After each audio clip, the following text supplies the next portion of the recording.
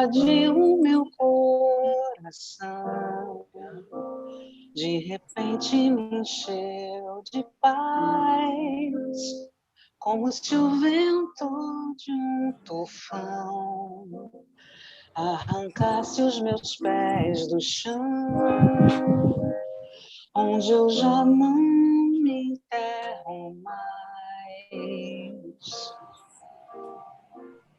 A paz fez o mar da revolução invadir meu destino. A paz, como aquela grande explosão de uma bomba sobre o Japão, fez nascer um Japão na paz. Eu pensei em mim, eu pensei em ti, eu chorei por nós. Que contradição, só a guerra faz nosso amor em paz. Eu vim parar na beira do cais, onde a estrada chegou ao fim, onde o fim da tarde é lilás, onde o mar arrebenta em mim, o lamento de tantos ais.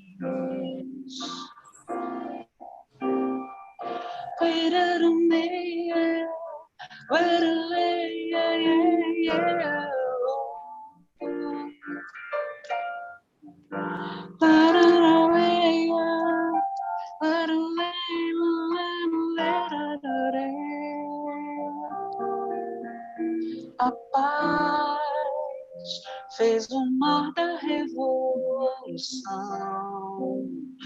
invadir meu destino. A paz, como aquela grande explosão de uma bomba sobre o Japão, fez nascer um Japão na paz. Eu pensei em mim, eu pensei em ti, eu chorei por nós. Que contradição, só a guerra faz nosso amor em paz. Eu vim parar na beira do cais, onde a estrada chegou ao fim, onde o fim da tarde é lilás, onde o mar arrebenta em mim, o lamento de tantos ais.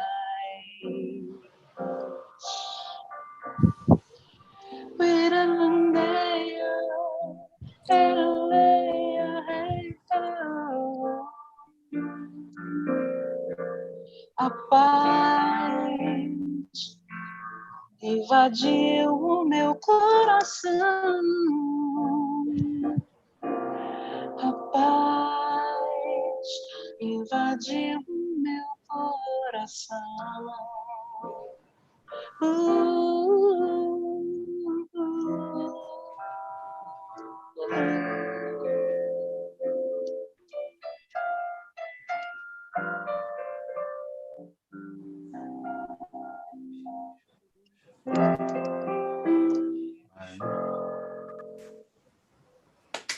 Uau!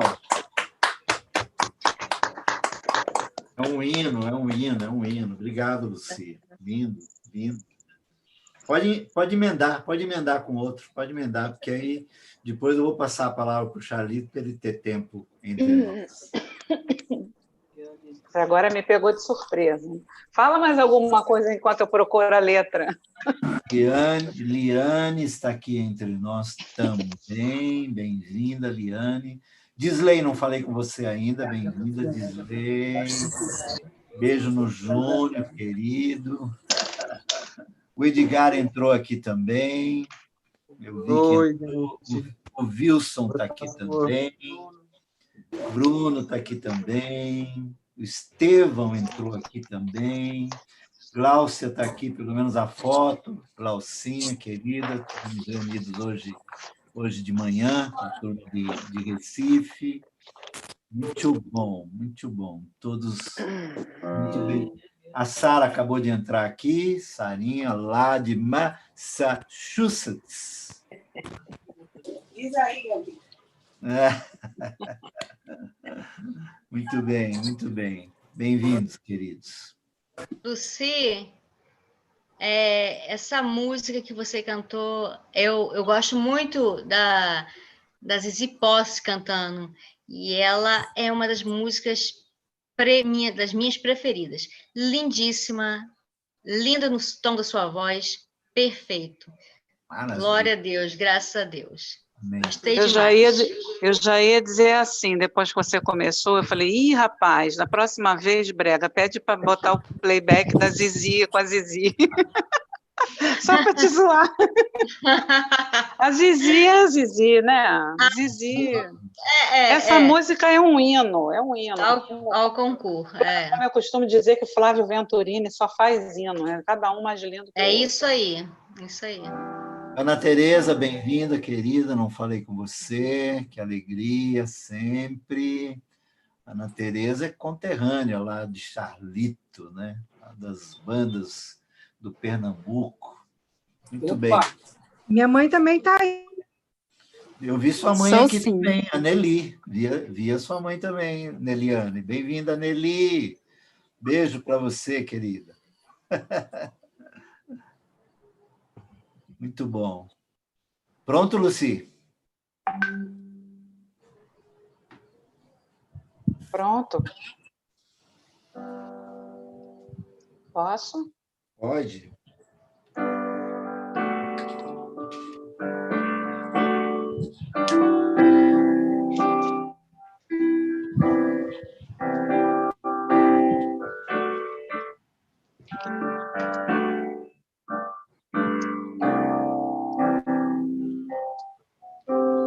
Como descrever, como explicar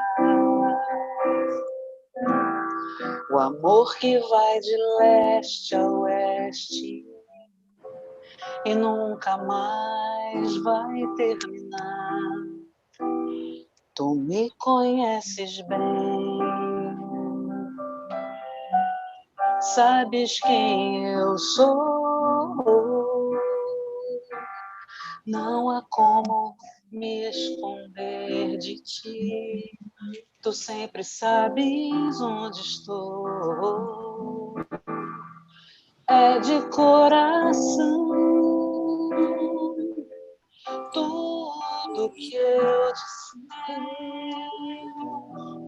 Um hino de louvor a Jesus de Nazaré. Se as palavras não mostrarem como é grande a minha gratidão, mesmo assim, Senhor, recebe o meu louvor, é de coração, de coração. Hey, hey, hey, hey, hey.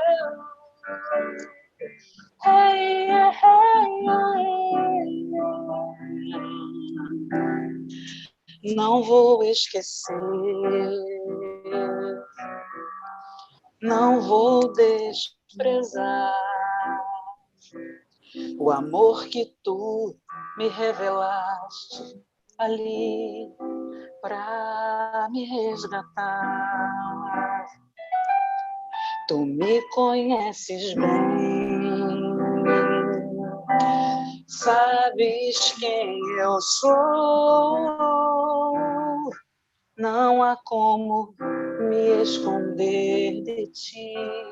Tu sempre sabes sabes onde estou.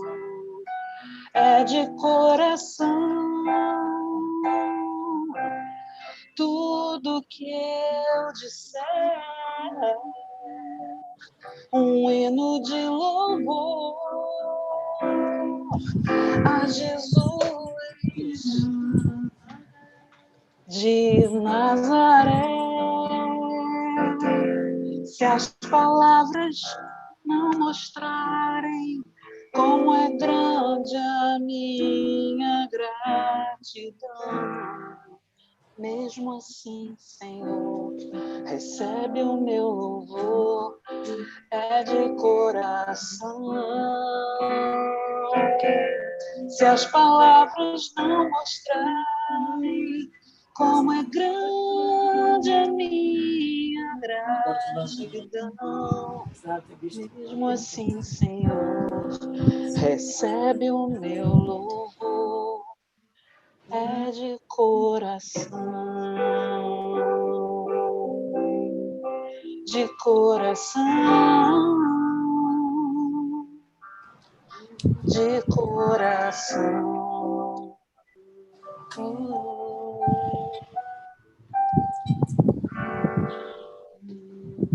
Amém. Bem. De coração. Uau. Luci, lindo. Maravilhosa. Uau. Muito lindo. Lindo essa música. É. Essa é daquelas que a gente vai cantar no céu. Ajuda a gente a treinar. Ajuda a gente a treinar. Vamos fazer um coro, fazer uns backings aí lindos. Isso. Gente, olha, vou passar a palavra para o Carlos Moreira. E nós fizemos uma live na sexta-feira. Se alguém quiser saber a história do Carlos Moreira, dá uma olhada na nossa live. Aliás, Chalito, centenas de visualizações, hein? Eu acho que o Instagram vai começar a pagar eu e você, viu? Porque deu Ibope, hein? Deu Ibope. E ali naquela live eu interroguei o Carlos Moreira para que ficasse registrado a trajetória dele, né, desde da onde vem, desde que nasceu, e toda a trajetória familiar e comunitária, enfim. E eu convidei o Carlos, primeiro para descansar um pouco, segundo porque é dos que eu tenho lido nos últimos tempos, né? Eu leio Caio, eu leio e ouço muito Ed René, meu amigo, com quem estivemos essa semana, e eu gosto muito de ler o Chalito, de ler o que o Carlos Moreira escreve. E eu falo um pouco disso na live que nós fizemos e acho que vale a pena. E eu queria muito, de repente, que esse encontro fosse até presencial, para a gente poder desfrutar mais. Mas, infelizmente, isso não é possível agora. Eu, sim, já tive a chance de estar com o Carlos Moreira lá na Casa Forte, na Estação do Caminho que ele lidera, e conhecer a Fabiana, a Gabi, a filha dele, enfim.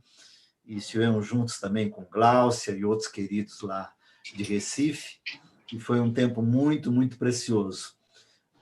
Ô, Chalito, a casa é sua, amigo. Opa! Bem-vindo aqui entre nós, viu? Bem-vindo. Amém. Olha, muito obrigado, viu, pelo convite.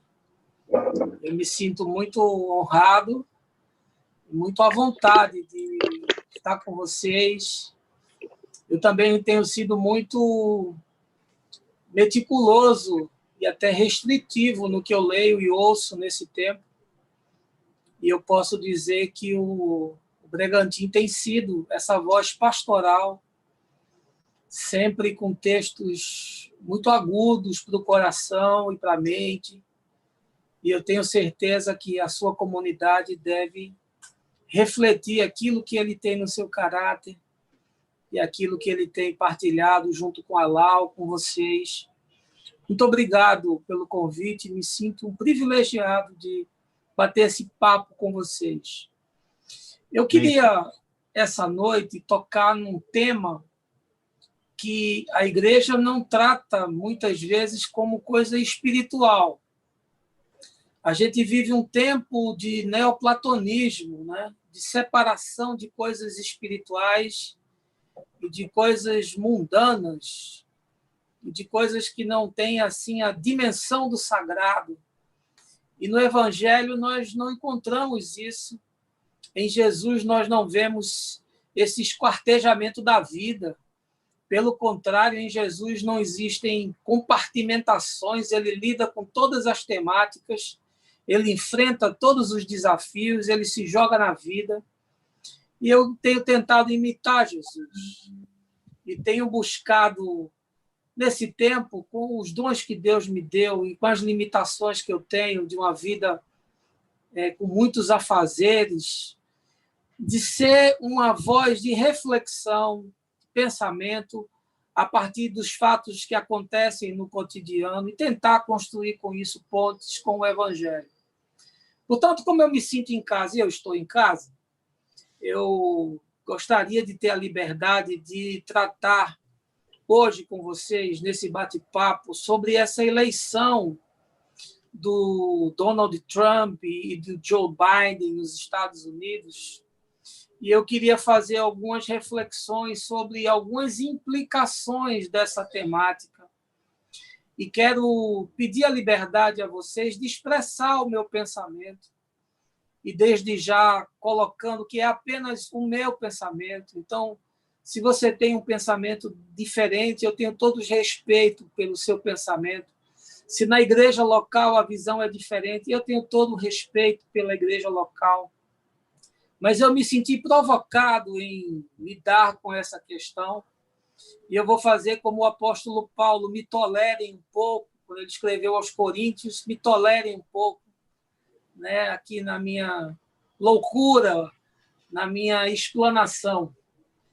Nós ontem tivemos a notícia da consagração da vitória do agora eleito presidente Joe Biden nos Estados Unidos, com a definição ali no estado da Filadélfia, com a composição da maioria do colégio eleitoral, naquele sistema deles complexo de delegados, e a reação já esperada do presidente Trump de judicializar essa questão e levar isso ao máximo possível, numa tentativa de, usando um termo chulo, melar o processo. Ele fez declarações profundamente infelizes esses dias, colocando sobre xeque toda a estrutura de um sistema que não tem a modernidade do nosso, mas que tem a firmeza de eleições há mais de 150, 170 anos aí, num processo que inspirou nações do mundo inteiro. E eu, olhando aqui como um observador, né, e como um cronista do cotidiano, como um pensador da igreja, eu percebo essa figura do Trump como um personagem extremamente controverso, né? Nós já temos aí mais de 100 nações do mundo que parabenizaram o presidente eleito. No seu próprio partido republicano, expoentes como o Bush já cumprimentaram o presidente eleito, mas ele insiste em fazer todo o possível para que o seu capricho, em detrimento dos impactos sobre a nação, seja mantido. O Trump é essa personalidade que se revela extremamente complexa, né, e que foi eleito num momento extremo com uma proposta de ser um outsider, de ser alguém que não vivia nem respirava política e, por isso, poderia fazer política melhor do que qualquer outro. Mas esse tempo de 4 anos acabou nos revelando um homem extremamente racista e que é um incentivador de grupos supremacistas brancos, um homem extremamente autoritário, uma figura posuda, com algumas decisões e algumas práticas políticas cruéis, como no caso da imigração, separando os pais dos filhos. Até hoje aí tem uma infinidade de crianças que não sabem onde o pai está e o pai e a mãe não sabem onde os filhos estão. Ele já era conhecido como uma figura machista, com declarações assim profundamente infelizes no trato com as mulheres. Depois, já eleito, surgiu aquele escândalo com a atriz pornô, que ele acabou tendo que pagar uma quantia alta em dólares para que o tema não fosse revelado. E ele tem o descaramento de falar de uma forma extremamente explícita da mentira como fato corriqueiro. A coisa foi tão vergonhosa que, na declaração essa semana, as 3 maiores redes americanas acabaram tirando do ar a fala do presidente. Eu acho que é uma coisa assim que nunca se viu em canto nenhum do mundo. As empresas de comunicação bloqueando a fala do presidente, dizendo: olha, o que ele está falando não é verdade, nós não podemos divulgar esse tipo de coisa. Fosse isso pouco, há muita controvérsia na vida empresarial.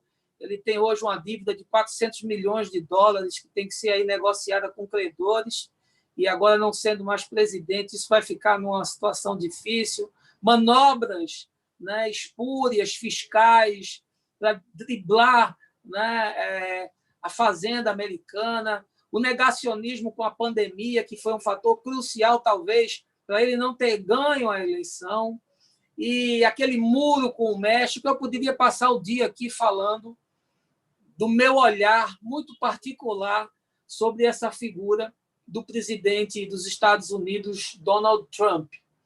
Mas o que eu tenho feito na minha vida é me ater a não olhar apenas os fatos, mas a ter um olhar a respeito dos fenômenos. Talvez, quando eu estudei filosofia, eu acurei essa minha capacidade investigativa de me ater menos aos fatos e de observar mais os fenômenos. Os fatos são muito localizados, eles são muito específicos, eles são muito objetivos, mas os fenômenos, eles são abrangentes. E, por vezes, os fenômenos são arquetípicos, eles revelam um desenho, um contorno, eles revelam um modus operandi das coisas acontecerem. E, portanto, o Trump não é apenas o presidente dos Estados Unidos, mas ele é um arquétipo dessa liderança mundial política ultraconservadora, de ultradireita, de supremacia. São esses líderes populistas com medidas populares, com políticas de apadrinhamento, com posições de antagonismo e de negação, com afastamento da negociação, com a negação de parcerias estabelecidas. A Europa respira aliviada em função dessa mudança de poder.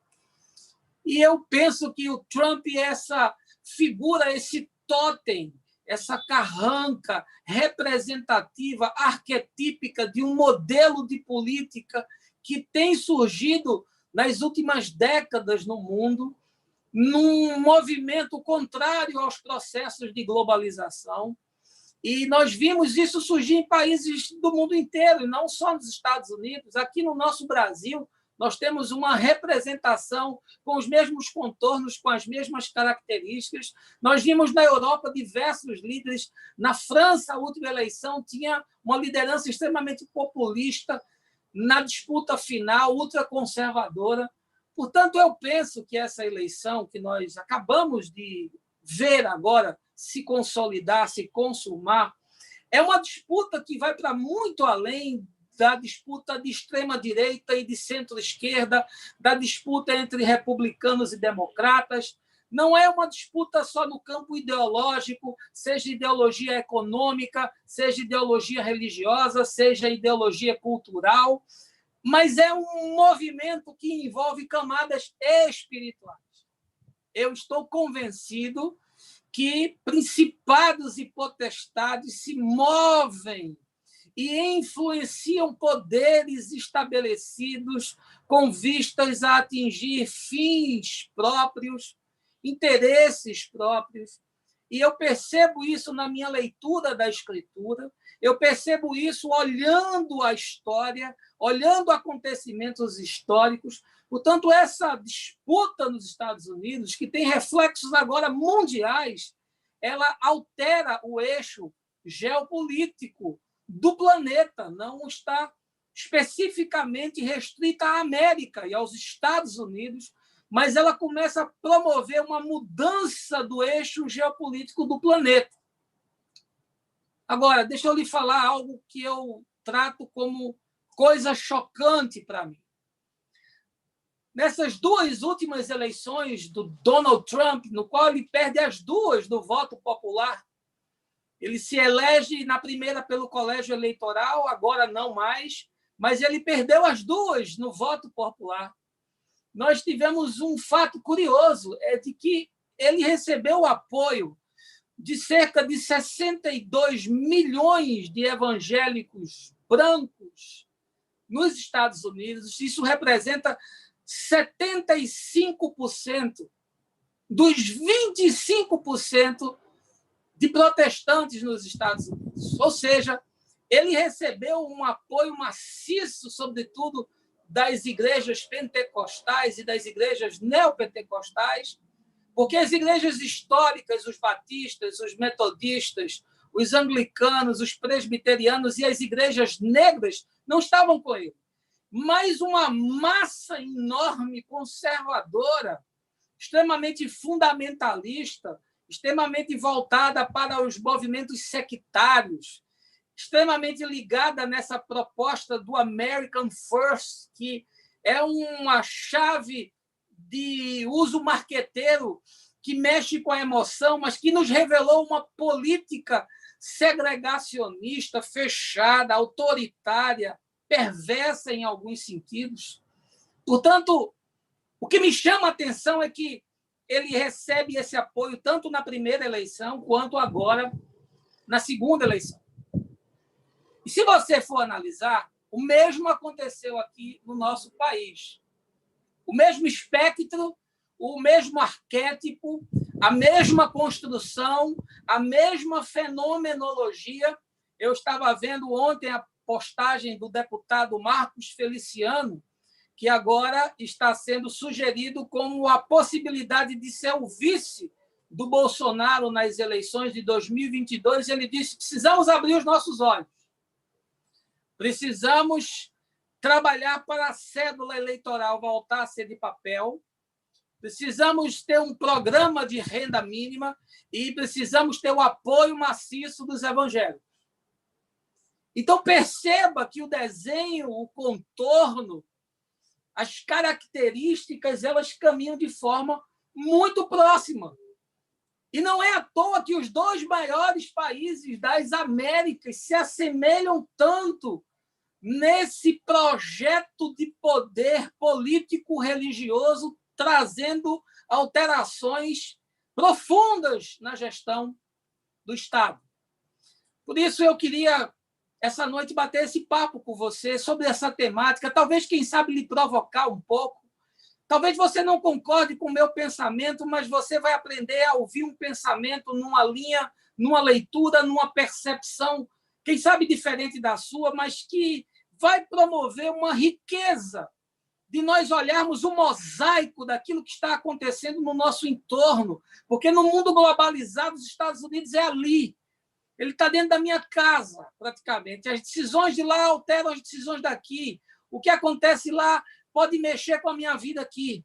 E eu queria lhe provocar nesse papo gostoso sobre essas questões de natureza geopolítica e quais são as implicações disso sobre a igreja. E queria lhe convidar a nós fazermos uma leitura muito breve do livro de Esdras, no Velho Testamento. Eu vou aqui usar a minha Bíblia numa linguagem, na tradução King James, que é a tradução que eu tenho usado, e eu quero ler apenas 10 versículos para você. Livro de Esdras, no capítulo 1, verso 1, diz o seguinte: no primeiro ano do reinado de Ciro, rei da Pérsia, para que se cumprisse a palavra do Senhor, anunciada por Jeremias, o Senhor moveu o coração de Ciro, rei da Pérsia, para que fizesse uma proclamação por escrito e de viva voz em todo o território de seu domínio, dizendo o seguinte: Assim fala Círio, rei da Pérsia. O Deus do universo entregou em minhas mãos todos os reinos da terra. E ele me encarregou de construir para a sua pessoa uma casa em Jerusalém, nas terras de Judá. Sendo assim, todo aquele que dentre vós pertence ao seu povo, se livre desde agora e parta para Jerusalém de Judá, e construa de novo o templo do Senhor, o Deus de Israel. Ele é Deus cujo nome é adorado e habita em Jerusalém. E que todo sobrevivente, qualquer que seja o lugar em que esteja morando, seja ajudado pelos homens de sua vizinhança com prata, ouro, bens e animais, além das ofertas voluntárias para a reedificação da casa de Deus. Esse é um texto histórico do livro de Esdras, que eu quero hoje lhe provocar para que nós possamos fazer uma análise e tentar transportar os princípios que se revelam nesse texto e os seus contornos econômicos, sociais, políticos e religiosos, porque ele também trata de uma cenografia geopolítica desse mundo, nesse tempo, nesse recorte de existência que está retratado nas páginas da Escritura.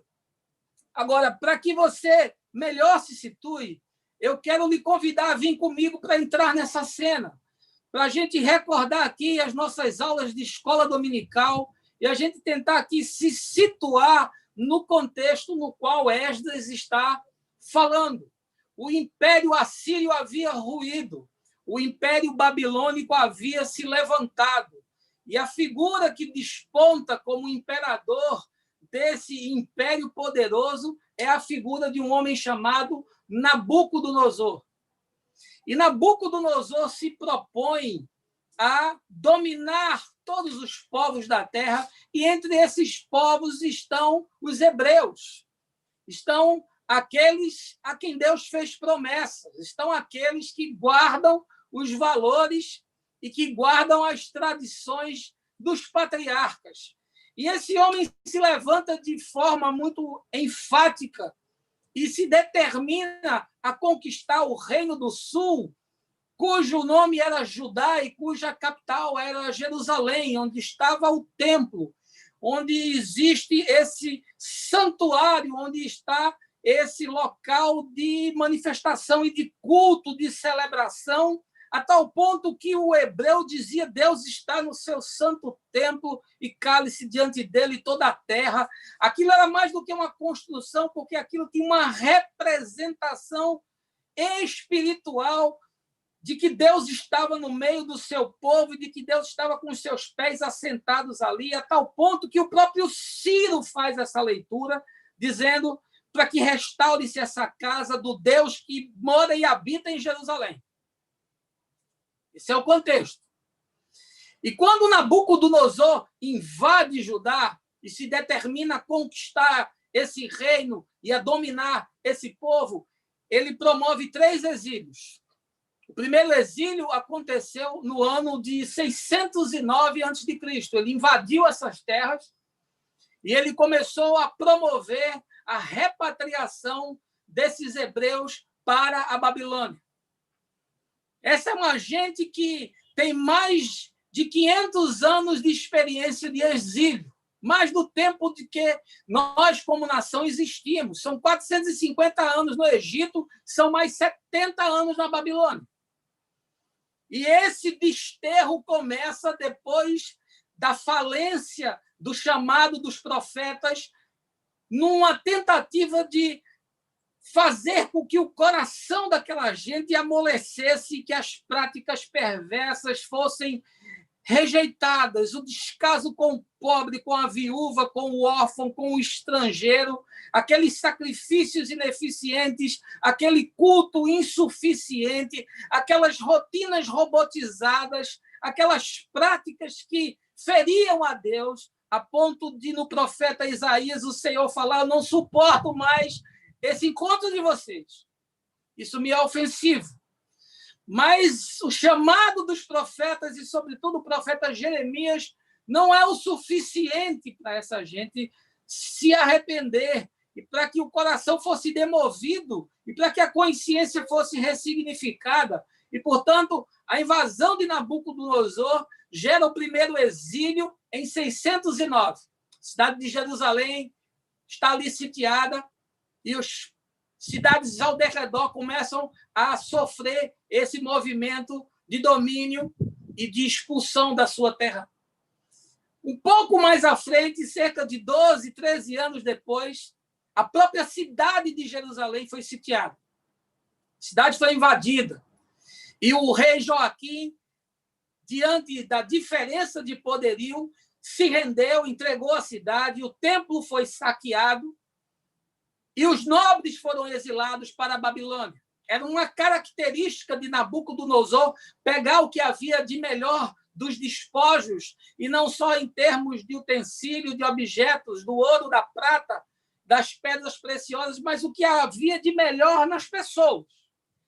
E é nesse exílio que nós sabemos que uma figura importante do Velho Testamento é levado, que é o profeta Daniel, que é ainda um garoto com profundas habilidades e um garoto que tem comunhão com Deus, um homem temente a Deus, um homem que conhece a vontade e as verdades de Deus, e ele é levado, exilado para a Babilônia.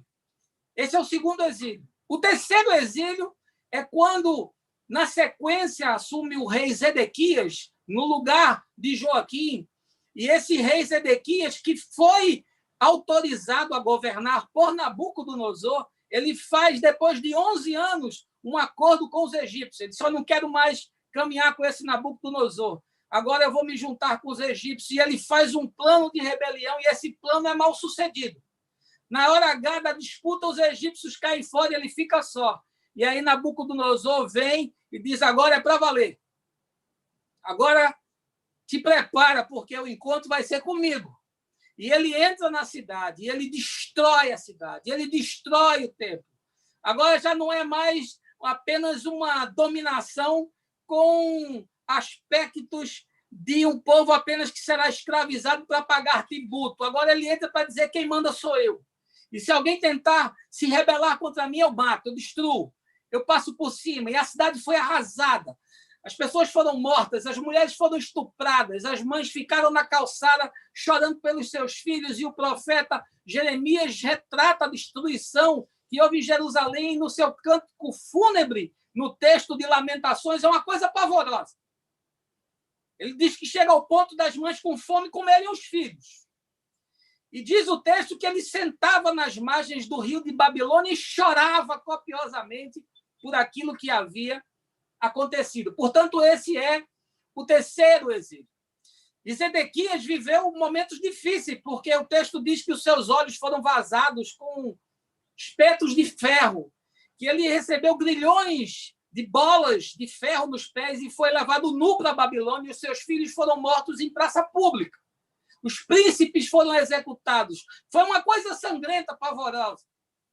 E esse foi o terceiro exílio. Pois bem, quando Daniel, esse garoto, vai para a corte, esse rei Nabucodonosor, que é um sujeito megalômano, que é um sujeito perverso, que é um sujeito sanguinário, que é um sujeito prepotente, que é um sujeito com desejo de controle, de posse, de exploração, de domínio, ele tem um sonho e fica perturbado.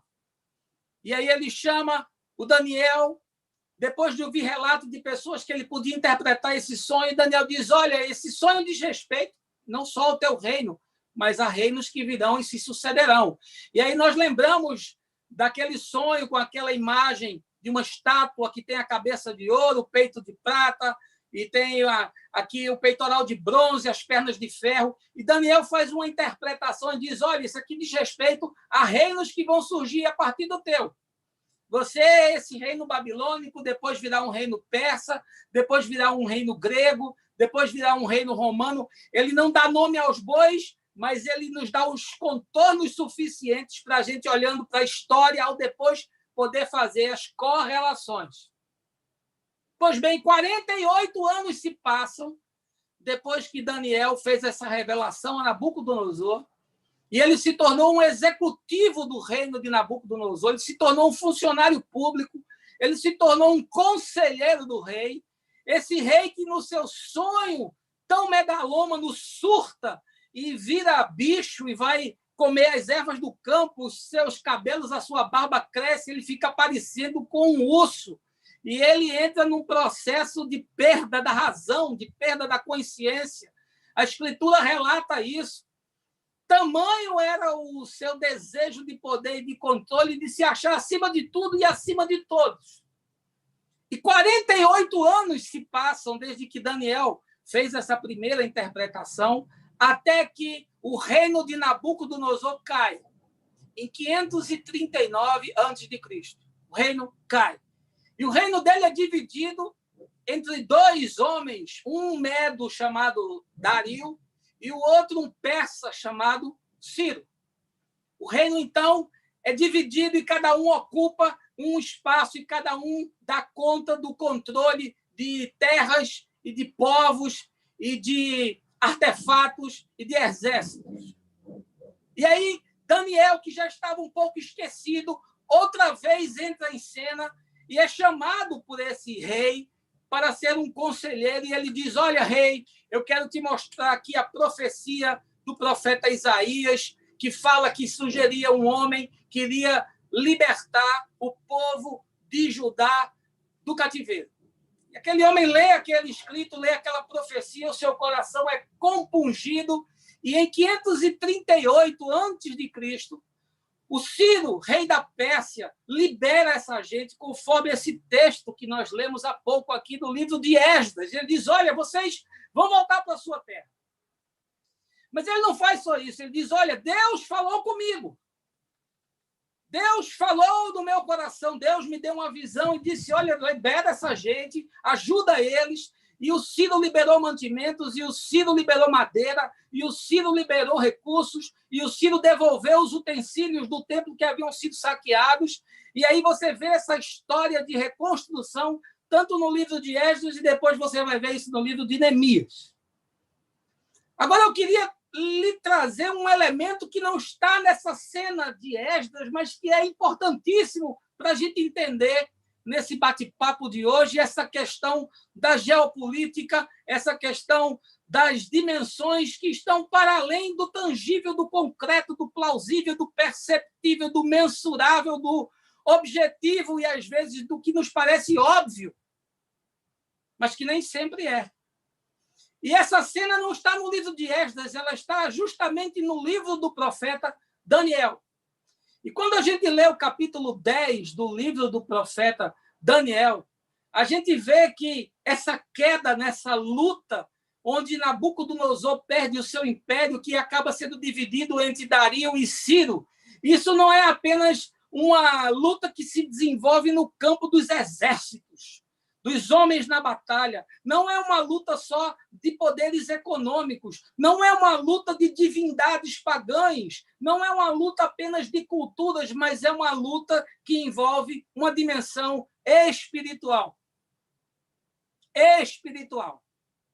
E quando nós lemos o capítulo 10 do livro de Daniel, versos 12 e 13, nós vemos que Daniel começou a orar na corte de Nabucodonosor, e ele confessa o pecado de Judá e de Jerusalém e diz: olha, nós pecamos contra ti, Deus, tenha misericórdia de nós. Ele faz uma confissão do pecado coletivo daquela nação e o descaso com o qual eles tinham tratado os profetas. Jeremias profetizou 20 anos dizendo que isso iria acontecer. E eles não se converteram. E aí, no capítulo 10 do livro do profeta Daniel, verso 12, nós encontramos a fala de Daniel dizendo que quando ele começou a orar, um anjo de Deus, Miguel, ele foi enviado para atender a oração de Daniel. E aí nós encontramos nessa literatura do livro de Daniel, que é uma literatura apocalíptica, portanto, ela lida com arquétipos, ela lida com símbolos, ela lida com uma linguagem específica que, para ser interpretada, precisa que a gente abstraia apenas os fenômenos objetivos históricos, mas olhe num contexto e num panorama mais amplo. E aí o texto nos informa que esse anjo vindo para atender e dar socorro a Daniel encontrou algo chamado príncipe da Pérsia. E houve uma disputa, houve uma batalha nessa camada, nesse principado, nessa potestade, no qual forças espirituais de Deus combatem forças espirituais que estão assentadas sobre uma nação. Ora, esse não é o único texto que trata sobre isso. Nós encontramos ali na conversa de Jesus com o gadareno, nós encontramos essas manifestações naquele texto em que os demônios dizem, olha, não nos mande para fora do país. Portanto, é possível nós entendermos que há projeções de camadas espirituais que influenciam povos e nações. E no texto de Daniel nós encontramos uma disputa entre potestades que estavam dominando aquele espaço geopolítico, a influência sobre aquelas lideranças. E o texto diz que Miguel combateu essas forças e disse, olha, Daniel, quando você começou a orar, Deus mandou que nós viéssemos em seu socorro, mas nós nos deparamos com forças espirituais nas regiões celestiais, conforme Paulo fala na carta aos Efésios, e disse, olha, houve uma resistência, mas nós insistimos e nós vencemos, e a sua oração foi respondida. Ou seja, quando agora nós olhamos o mosaico inteiro, nós percebemos que não é apenas um rei que cai e um rei que sobe. Nós percebemos que não é apenas uma política econômica que sai e outra política econômica que entra. Nós percebemos que não é apenas uma visão de mundo, um zeitgeist diferente, uma cultura nova. Não, existe uma dimensão espiritual em tudo isso. Imperceptível para muitos, mas muito clara na Escritura. E muito perceptível quando a gente quer olhar para o fenômeno e não apenas para o fato.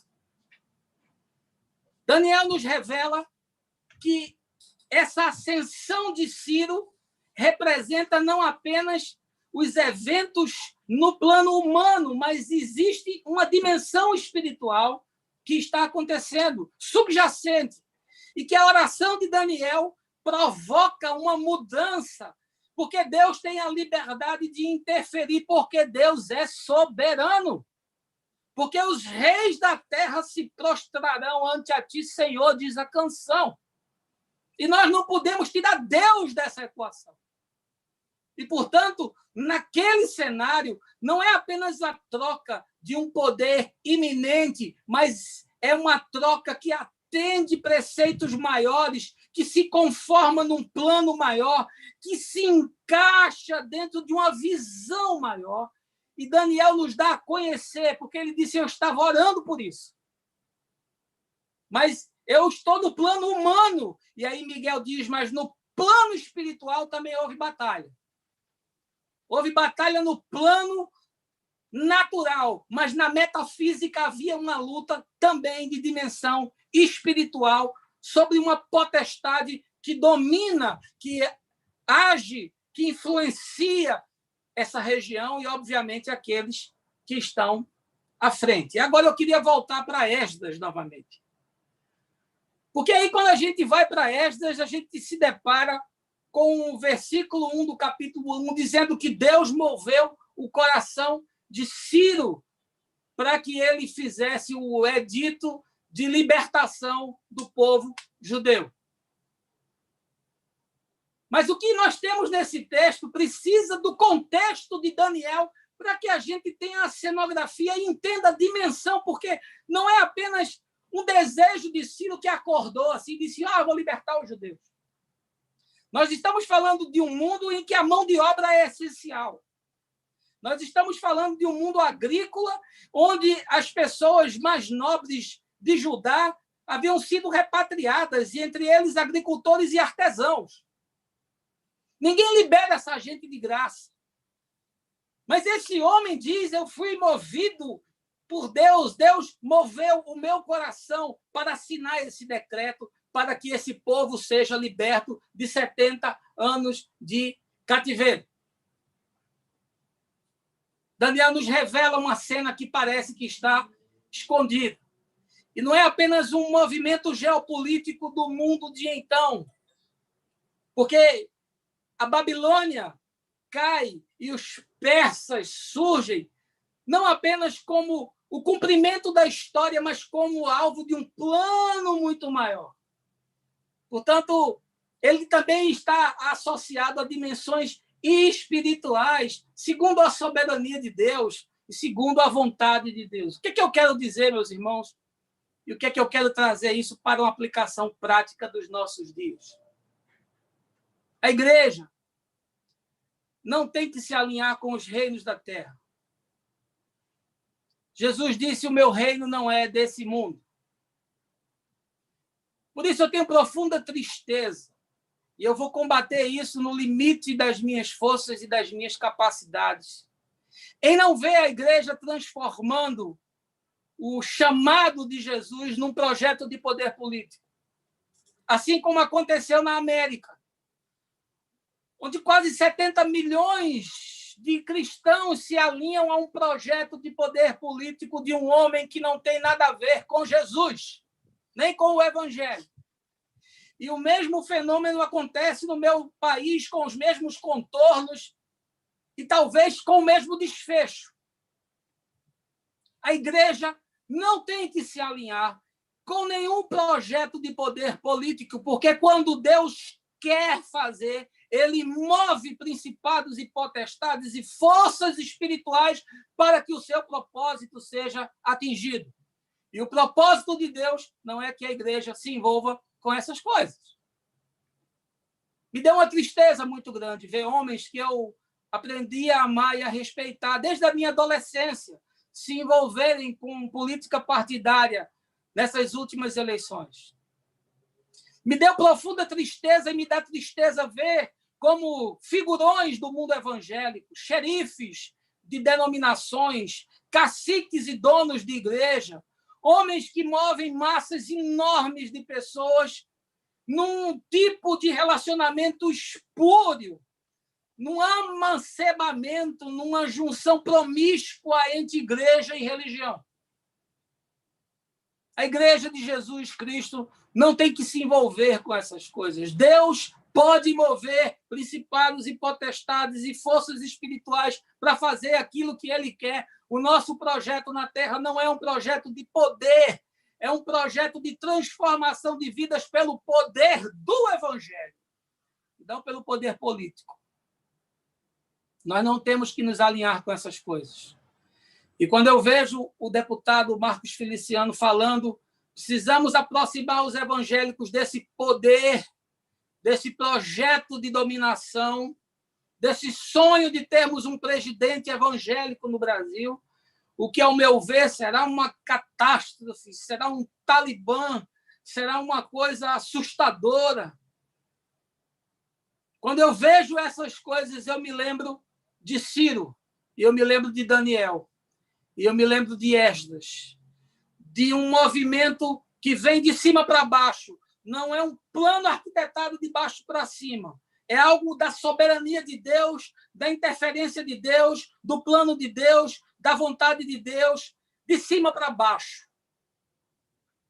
E a igreja apenas recebe e se beneficia. Porque um homem orou e fez a confissão do seu pecado e do pecado da sua nação, Deus interviu. E todo o povo foi beneficiado, porque aquele rei, sem explicação nenhuma, liberou aquela mão de obra escrava em 70 anos de cativeiro e ainda bancou, financiou a reconstrução daquele centro de adoração que para eles tinha significado e importância. Eu quero dizer para você que a igreja não tem que ter um projeto de poder político. Deus não quer estabelecer uma teocracia na Terra. Fosse esse o caso, Jesus teria feito isso. Jesus jamais se envolveu com questões de dimensão política. Quando algumas situações tentaram fazer de Jesus um rei, ele saiu pela tangente. Em Nazaré foi algo tão forte que queriam jogar ele da montanha abaixo. Porque ele disse, não é isso que eu quero, não vim para isso. O meu reino não é desse mundo. O reino de Deus não é um projeto político, nem econômico, nem social, nem religioso. É uma proposta de mudança de vida. E é por isso que Jesus diz, o reino de Deus está dentro de vós. É mudança de vida. É princípio, é valor que muda a vida. Não tem nada a ver com dominação, com se assentar em tronos, com legislar diante de nações e multidões. Isso não tem nada a ver com Jesus. Mas nós estamos entrando nesse engodo, assim como os americanos entraram. Nós estamos vivendo esse surto coletivo de poder no nosso país. Numa igreja cega, numa geração que se parece com os habitantes de Nínive, que não sabe discernir entre a mão esquerda e a mão direita. E isso nos dá uma tristeza.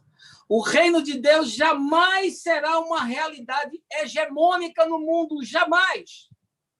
Mas ele pode influenciar e ele pode mudar realidades menores na vida das pessoas, e isso pode até influenciar povos, como foi no caso da Inglaterra de John Wesley, que sofreu profunda influência da sua pregação, mas não é um projeto de poder, não é uma teocracia, não é uma dominação religiosa, não é impor os nossos valores e as nossas crenças. Esse não é projeto da igreja, porque não é um projeto do Evangelho. Paulo diz que o reino de Deus é paz, alegria e justiça. E isso se revela nas micro-relações que nós travamos, nos nossos encontros, no nosso cotidiano, na nossa vida. Não é um projeto de poder, é um projeto de amor. E não é para mudar tronos de lugar, é para implantar o trono do reino de Deus e do Senhor em nossos corações. Esse é o projeto que tem a ver com Deus. Não é que a igreja ocupe um trono, é que Deus ocupe o trono do nosso coração. Isso sim é a vontade do Senhor. O reino de Deus não é um reino de opulência, nem de aparência, é um reino de consciência. Ele não tem representação megalômana, é feito de pequenos gestos de bondade, de solidariedade, de tolerância, de respeito, de amor, de misericórdia, de aceitação. Isso é o reino de Deus. É com esse projeto que a igreja tem que estar envolvida. Esse é o seu projeto. Esse é o meu projeto. Esse é o nosso projeto. E nós não podemos cair na falácia, no engano desse sofisma de que a igreja tem que ter um projeto político para chegar ao poder, para assim determinar que o evangelho seja a crença aceita pelas pessoas.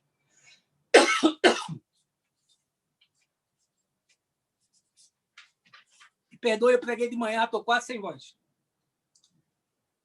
A igreja não pode ter um projeto de poder político, de colocar um presidente evangélico no Brasil, porque isso vai ser uma desgraça. Nós não temos nem maturidade para algo dessa envergadura. Nós somos um povo fragmentado, desencontrado, desconectado das realidades humanas mais tangentes, do sofrimento humano. A igreja se trancou num gueto. É gente que não tem conexão com as realidades humanas mais tangentes. Nós vivemos trancados em paredes, em reuniões alucinógenas. A nossa teologia não tem conexão com a vida. É uma distorção grosseira da proposta do Evangelho conforme Jesus. Por isso, meus irmãos, nesse bate-papo de hoje, talvez mexendo aí com um tema que alguns julguem que não é muito espiritual, mas eu acho tão espiritual. Porque eu acho que tudo que acontece debaixo do sol na nossa vida é espiritual. E é tão atual, e é tão patente o fenômeno daquilo que acontece nesse processo de mudança desse eixo geopolítico, E eu sei que há dimensões espirituais que estão implicadas no fenômeno, ainda que eu não possa vê-las e ainda que eu não possa discerni-las, mas eu sei que existem. E eu sei que se nós orarmos e pedirmos a Deus, e fizermos como Daniel, uma confissão do pecado da nossa nação, e os equívocos da nossa igreja, e daquilo que temos feito de maneira louca nesse tempo, o Senhor vai se apiedar de nós e vai nos livrar desse laço do passarinheiro, para que a igreja não se misture nesse projeto espúrio de poder que pode ter resultados trágicos, não só para ela própria, mas como também para a nação. E eu queria provocar você hoje com esse tema e queria lhe levar a fazer essa reflexão olhando para esse recorte de um texto presente na história do mundo antigo, com esses personagens Nabucodonosor, Ciro, Dario, Daniel, Esdras, e aí você pode apenas mudar os nomes, porque a fenomenologia, a arquetipia é a mesma, as representações são as mesmas, os símbolos são os mesmos, e os desdobramentos também são os mesmos. Portanto, eu queria pedir licença para orar com você nesse instante, para que nós possamos ter a coragem de olhar para esses fatos, que a gente possa ter a coragem de abrir os nossos olhos, que nós não deixemos o ringue, nós não nos afastemos da luta, que nós não achemos que isso é tema que nós não devemos mexer ou tocar ou refletir, porque não é coisa, entre aspas, espiritual. Mas eu quero lhe dizer que tudo que mexe com a vida de milhões de pessoas, 14 milhões de desempregados, 160, quase 1.000 mortos numa pandemia, corrupção generalizada, e Lava-Jato nenhuma dá conta disso. Nosso país agoniza, e isso é reflexo de governos e mais governos, e de políticas e de mais políticas profundamente equivocadas. Não tem direita nem esquerda, é tudo igual, é tudo a mesma coisa. A Escritura diz, não confiarei nem em príncipes, nem em filhos de homem, em quem não há salvação. A nossa salvação não é um homem, não é um partido, não é uma política, não é uma ideologia. A nossa salvação vem do Senhor. Por isso que nós elevamos os nossos olhos para o monte e dizemos que do Senhor vem a nossa salvação. E de homem algum, e de partido algum, e de política alguma. Esse é o desafio da igreja nesse tempo, de sermos eu e você luzeiros para o mundo, com a nossa voz profética, analisando os fenômenos e percebendo onde Deus está na história e onde nós, como servos de Deus, podemos interferir, sobretudo nos microeventos, nas microrealidades, nos encontros que nós travamos, porque ali nós podemos ser reino de Deus e ali nós podemos ser evangelho para as pessoas. Pai Santo, eu te agradeço por esse tempo, Senhor, e por essa oportunidade de abrir o coração com os meus irmãos. E eu te peço que essa palavra não tenha sido ofensiva para ninguém, mas que seja reflexiva e que nos provoque, que nos instigue a sairmos, quem sabe, do nosso comodismo, a sairmos, quem sabe, da nossa zona de conforto e a olharmos de forma mais ampla para aquilo que acontece e que mexe com a vida das pessoas. Pode não mexer com a nossa, mas mexe com a vida de milhares e milhões que são afetados por isso.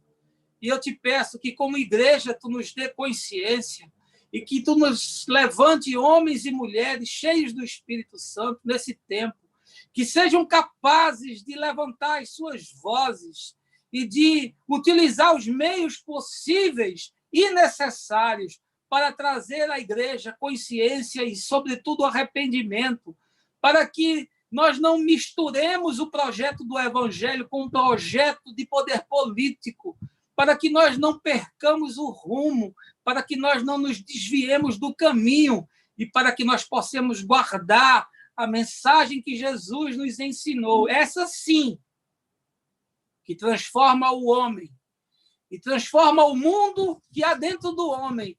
E, a partir dessa transformação, transforma o mundo que está para fora do homem, porque o Evangelho é capaz de mudar o homem todo, e todo homem em todo o mundo. Pai, eu te agradeço muito pelo privilégio de falar com os meus amigos, com os amigos do Senhor Jesus e os amigos do Evangelho. Muito obrigado por esse tempo. Eu te agradeço, Senhor. No nome de Jesus. Amém.